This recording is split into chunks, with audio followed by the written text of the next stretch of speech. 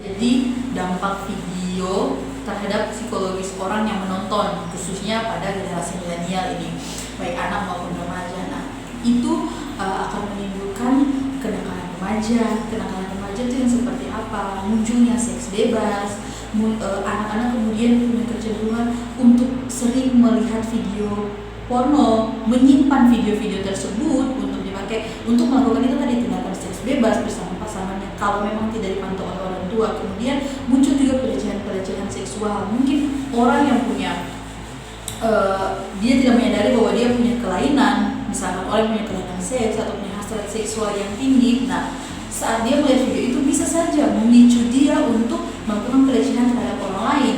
Karena banyak kasus terjadi di Ambon juga, banyak pelecehan seksual yang terjadi di anak-anak. Untuk anak-anak itu banyak terjadi di Ambon juga seperti itu. Kemudian dampak juga seperti apa? Nah, akhirnya orang-orang di Ambon ini membuat membuat slogan es batu ini, es batu yang sebenarnya hanya hal biasa, akhirnya berkonotasi negatif. Nah, seperti pemuda-pemuda di Ambon ini, akhirnya bisa saja mengeluarkan contoh yang paling sering saya dengar itu, aduh panas-panas begini, es batu boleh. Nah, hal-hal itu akhirnya membuat orang memberi dampak yang negatif yang awalnya konotasi itu es batu itu tidak membuat konotasi negatif, tapi karena adanya video ini akhirnya orang bisa membuat es batu itu sebagai konotasi negatif. Misalkan cewek-cewek minta es batu dong. Nah, hal-hal seperti itu yang akhirnya memberi dampak bagi masyarakat pada umumnya. Kira-kira seperti itu.